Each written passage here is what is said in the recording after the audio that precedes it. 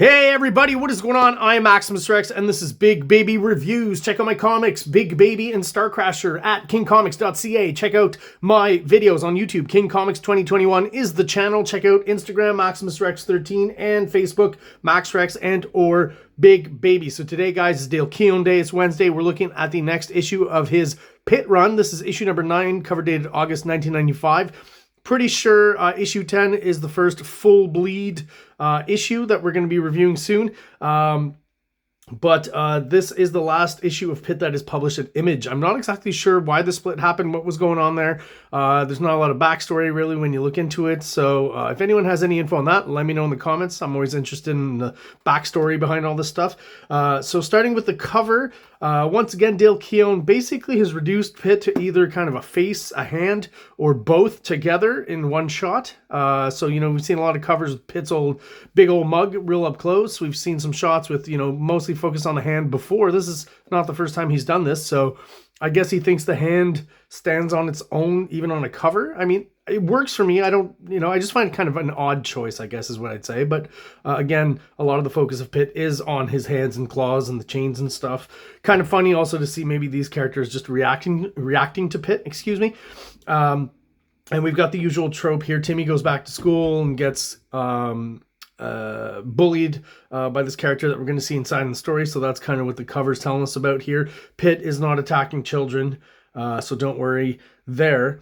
As far as covers go, I don't know how attention grabbing really it is for a comic with a big monster, but you know, maybe it's kind of meant more to represent the more horror themed kind of storyline that we have in this issue here.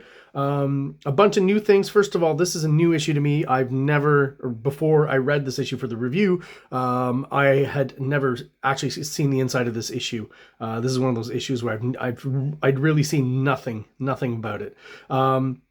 So some inkers on board to help. One is helping out on the cover. So you've got Keown here being inked by Tan. If I didn't know, I probably wouldn't have guessed, to be honest. The inkers he's getting at this period are pretty darn loyal to what he's putting down the pencils, I feel like. So it's not too much of a divergence. But surprisingly, let's crack her open, have a look inside. When we look at the credits, we'll have a...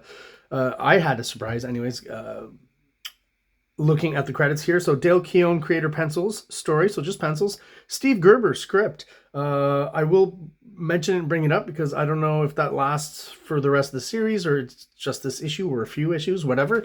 But I will say there is kind of a step up as far as the dialogue goes. It does...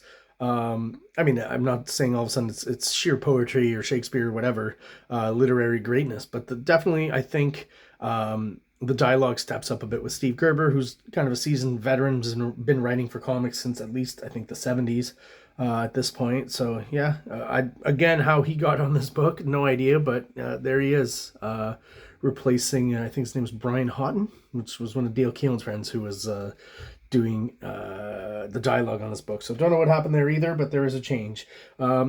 Inks here, we've got Billy Tan, who we know later on with other stuff. Nothing comes to mind right now. I'm not sure if he's not the guy who did the last Ronin thing with Frank Miller, but I'm not 100% sure if that's the same guy. But he does, anyways, the inks from page 1 through to 11, and did the cover as well, right, as mentioned. And Mark Farmer, who inked Dale Keown on The Incredible Hulk way back when. We've got all those reviews, right? Check the archives. Does the inks page 12 through 23. So we'll get to kind of compare if his approach is a little bit different here on PITT than it was on The Incredible Hulk way back in the early 90s. You know, 6 years have gone by this point. So I'm sure his approach will be different now that he's working directly for Dale Keown on Dale Keown's pencils. And like I said, with no editorial mandate at Marvel, you know, his boss at this point is Dale Keown. So again, we'll see how different his approach is from The Incredible Hulk. I'll have to keep count of the pages here, 1 through 11. And then starting with page 12, once again, Mark Farmer. Steve Oliff does the color guide, so someone else does the colors, or his studio, I guess. And Chris Eliopoulos is still doing the lettering. So, first page is kind of basic recap of what we saw last issue. If you've been following along and been confused, I think issue 8, the review for issue 8 should have come out as intended after 6 and 7. Those got flipped, but we should be back on track chronologically. So at the end of issue 8, right, we're kind of left with our buddy, our space spirit Jared here talking to Pitt about the truth. And again, this is kind of surprising. I didn't really expect this, so I had no idea this was like kind of Pitt's origin. So Pitt is actually, I guess, at the base originally a human. So you've got this couple who've just discovered that they have twins, right? And Dale Keown works in the old alien abduction storyline where they get picked up here. And here's, like, on this page, you know, we've got Billy Tan inking. I feel like he did a lot of work on these pages over the pencils. Like, he brought in a lot more of the shading. It doesn't really feel like Dale Keown stuff here. It feels a little bit different, like a different hand. Again, that happens with inkers when you get more, I've talked about this before, when you get more of a mid shot, and this page is maybe, you know, more of a moving along page and a lot of mid shots, and, you know, no big splashes or up close details and stuff. So it's more passable, I guess, to have the inker do more of the heavy lifting, you know. Still a pretty good page. But I wanted to say something about this whole sequence here. Anyways, it'll come back to me. And basically it's revealed that, yeah, so the Creed, right, who are kind of the originators of PITT somehow by manipulating his genetics, right, that we discover, we're kind of discovering what happened here. So you've got these kind of gray characters that we all know about if you're into kind of alien abduction lore and aliens in general. And what he's surmising here in the storyline is that they kind of work for the Creed. They're kind of slaves to the Creed, and they'll, you know, actually abduct the humans, and then, you know, the Creed will do what they will, I guess. In this case, we've got Zoivod, who says she's the one, isn't she? And this is in the past, obviously. And just a horrific sequence here. Woman of Earth, gaze upon the one who will carry the fruit of your womb to the stars. Look into the eyes of the one your child shall call father, and behold the face of the galaxy's future, the face of Zoivod. And like, I don't know if it's implied or not, if there's some sort of assault going on here, I'm not quite sure. I won't get into the details, right? Don't want to hurt the algorithm's feelings with words, apparently, that are, you know, triggering. But yeah, this whole sequence is pretty darn horrific, you know, no matter what context you kind of put it in, what you surmise happens here. You know, is there any kind of coital contact there? I'm not quite sure. It's, you know, like I said, could be implied. It's left open. It's just, yeah, kind of a creepy, horrific sequence. So they're sent back to Earth, and what they discover now, they go see the doctor, is that no longer is she bearing twins. There's only one child, and there's actually like no signs of there ever having been twins. And that, as I said, is basically where PITT came from originally. And then, you know, as the series progresses, I know from future issues we learn more about what happens after. But now we're back to PITT.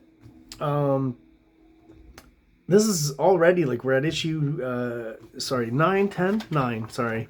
And this trope of PITT in the woods, right? I don't know, again, if it's because Dale Keown, I've mentioned it before, just, you know, really likes drawing the woods because it's not so much perspective, and it's pretty easy to draw, like, a pretty filled out background if it's in a natural kind of environment. But basically he's hanging around the forest around Timmy's camping, from what I understand. And he's kind of been, you know, under this psychedelic kind of hypnotic trance where he's being shown his past, and wakes up here with this great double page splash, which again is just oddly kind of, I would say, I don't want to say wasted, but used on a quiet moment. And it's a great drawing. The rendering is great. The dog itself is very, like, pretty photo accurate. It's a pit bull, right? And it is the dog from issue 3. So in an interesting way here, Dale Keown's doing the plot, so he's, again, he is the one bringing back these characters, and in this issue you'll see him bring back a few elements where, you know, that's led me in the past to talk about how I think PITT has one of the more solid storylines at Image, and is the most consistent, even though, you know, early on he was inconsistently putting issues out. But Dale Keown does go back and use concepts from before in this issue. We've seen one of them, so and we'll see the other one real quick. Just gonna, you know, through here, Timmy's going to school. He's kind of disinterested, right?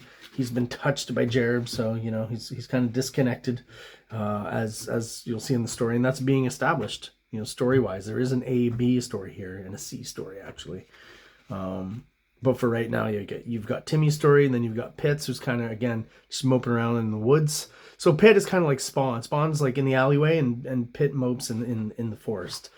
But yeah, so the dog digs up basically the head of one of those, what does he call him? A Creed bounty hunter, simply named, from issue 2, right? And of course, the head kind of activates here. I like this kind of, for some reason, I feel like this character, and if you remember from the issue 2 where he came from, there's like a New Gods kind of feel to him or something. I don't know if that's on purpose, but yeah, I just, with the tech bursting out of his head here, that kind of reminds me of Kirby tech and something Kirby would do. So Timmy's at school, right? He's kind of singled out as being weird because, you know, the I'll just read the dialogue, right, rather than explain it. So we know the sun is a star, and the closest star to the sun is, and, you know, whatever. And everyone's giving stupid answers. Very amusing, Joey. Timmy, would you care to wake up and offer a serious answer? And, of course, he knows the exact answer. Alpha Centauri, 4.3 light years away. Unless you count Tyra, that's a pre-stellar fusile mass a light year closer. Oh, okay. Let's break for recess, of course. So you've got the kids who are like, oh, listen to this nerdy kid. And then, you know, you can tell they have some bad intentions, some bullying intentions, right? And, of course, it plays out. Timmy's getting bullied here. And they're going to retaliate again at lunchtime. You're going to be mystery meat at lunchtime. Eat hearty so you'll have something to puke. Just examples where I think the dialogue's a little more fun and interesting than what Brian Houghton was kind of laying down on the page. But of course they're going to, you know, there's kind of a bit of foreshadowing here because Timmy with, you know, just that little expression on his face, you know, he knows he's got something else kind of still left inside of him, even though Jared has left his actual physical body. He's left behind some gifts, shall we say, or powers, or however you want to put it. Yeah, so this head kind of just, you know, pops up and awakens and recognizes PITT as a target, so uses whatever it means it has left, all the wiring and stuff, to kind of grab onto him and latch onto him, which is kind of fun. Again, I feel like this is like a New Gods thing. I don't know why. It's, you know, a little bit of overkill or overt kill in there as well, maybe. But yeah, so there's a countdown. Maybe that's inspired by Predator. I don't know, but yeah, on 0, the head explodes as PITT punches it, right? So Timmy's been having some headaches, so we know where that's going, right? Bully kid shows up, starts pushing him around. Oh, I lost track of the pages. I'm going to go back real quick just to spot the difference artistically. I've been talking more about the story just because of Steve Gerber, and I found it just more interesting to read, to be honest, a little bit more than the Brian Houghton dialogue. And I've been neglecting to mention the art, but again, it's pretty stellar overall. But yeah, it's slight sheen difference in the look of it. 3, 5... 7, 9, 11. So this is Billy Tan's last page here. And so here we move into Mark Farmer inking him. And I mean, wow. I mean, does it soften up maybe just a little bit? Maybe, you know, but pretty, again, darn accurate to the current Dale Keown look. I do feel like some of the feathering here down here is just toned back just a little bit, as opposed to, you know, Dale Keown inking himself or even Billy Tan, but you know, definitely sticking to the pencils much closer than when he was at Marvel and inking Dale Keown on Incredible Hulk. So this is where we were at here. Yeah, and you know, again, let's throw in the art. Just a weird shot of PITT here. I don't know if it quite works for me. It's, you know, as much as usually he looks like a badass and kind of scary and stuff, kind of looks goofy here. I do like the comment, though, which is kind of funny. Now, so the head here, initiating genetic scan, verified PITT, Creed Trader, target confirmed and locked. Now all you need is a blaster and a hand to fire it with. So, you know, PITT's not stupid. He's got some wit. And there's that explosion. Back to the bullying. And here, kind of an interesting way to show, I guess, a manifestation of power. Some sort of kind of x-ray shot of Timmy's bones and hand. At least, you know, lets you in on the fact that something's going on. All right, so, of course, we go back to the PITT story, and the explosion happened in the woods near Grandpa. And Grandpa's kind of giving PITT shit for basically always kind of hanging around, lurking about like a creeper. And, you know, he says it here for, what are you doing here? You know, I don't want you hovering around Timmy. Yes, I know. However, I do not care. Not when the boy's life is in peril. So, of course, as predicted from the very beginning, Pitt is Timmy's protector, right? I just don't know if I've mentioned that out loud at this point, but yeah, it should be obvious. Does Timmy need a protector, though? Because right here, it doesn't seem like it. So he's developed some sort of telekinetic powers. Those are the powers you know, everyone kind of wants, I think. You know, just to be able to move stuff around. It's kind of like the Force.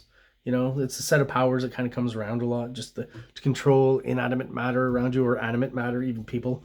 You know, move molecules and atoms around, I guess. It's kind of Dr. Manhattan-y. So yeah, the Mark Farmer inks work really well, and they still, I don't know, there's just, especially on this, the hatching here is just so smooth and insane and so well done, right? I mean, there's the Dale Keown base where he's just a master at it, but I feel like there's some little flourishes that are a little bit different, and maybe Mark Farmer's, you know, trying some stuff or adding to it a little bit, trying to do the Image style more so than the Marvel style, but the hatching on the face here, the double lighting, and instead of filling it in, you know, he did the McFarlane where he left it open, but whoever colored this is a little more adept at kind of identifying, you know, what color should go in there, or I don't know, it just looks better than when McFarlane tries that kind of stuff. Looks really good here. And yeah, this inking, just nice thick strokes to define the volumes, and then just really great hatching. That's all I can say. All right, Timmy's powers run out. Pitt catches the kids, obviously, so it's not an actual horror comic. Get a cool shot of Timmy. I'm not quite sure how this is done, because, I mean, I'm sure it's inked or drawn first, maybe, but even the head seems maybe like it was some sort of digital thing that was thrown in there. I don't know for sure. Is it drawn or maybe light boxed? I'm not quite sure. Looks pretty good. Pretty dark here, but I get what they're going for with the X-ray kind of effect on Timmy and the way his power emanates here, right? Kind of flips things around into negatives, and that's basically the end of the issue. Kind of odd, like Pitt just has this thing where they never put, or rarely put, like end or to be continued or next issue, just to give us like, it just burp, and it's sometimes kind of abrupt and weird. It's just, you know, it's just a little something there would just put a stamp on it. This is the end of this, you know, issue. Let's see the page count, because I always kind of do it now, hopefully consistently. So we got 3, 5, 7, 9, 11, 13, 15, 17, 19, 21, 23. Okay, so one extra page. Interesting. As to the standard at the time, right? This is an issue of Spawn that's going to be coming up soon. In one of the reviews, Pitt Happens Year's End 1995 trading cards. So really, no idea. Not sure what this is. Professional Association of Comics Entertainment Retailers. Yeah, not around today. Doesn't sound like something that works ever. Armature says, don't sit so close to the TV. The ultra-high gleep fries your eyes. Okay. Armature's something they kind of tried for and just never really, you know, picked up or got off the ground very much. Some typical kind of bad girl ads for Image Comics back in the day, right? More another ad for this Zoivod pewter figure. Does anyone know anything about this? Did these, like, can you actually find these? I should look on eBay. Coming soon, the Pitt CD. It's really hard to read, to be honest. Music performed by Pitt Crew. Wonder if that came out as well. A lot of, you know, merchandise related to Pitt that I've never, ever seen. So, be curious if anyone out there knows anything about it. Let me know in the comments. So there we go, guys. That's my review of Pitt, issue number 9, the last one done at Image Comics. If you're still watching and you're subscribed, thank you so much, guys. I really appreciate the loyalty. And if you're not subscribed but you are watching, please do so below. It really helps out the channel, helps us grow, helps get us out there to more people, helps motivate us to keep making videos and putting out content for you guys. So everyone out there who's been watching, thank you so much. I appreciate it, and have an awesome day. Like, subscribe, like, subscribe.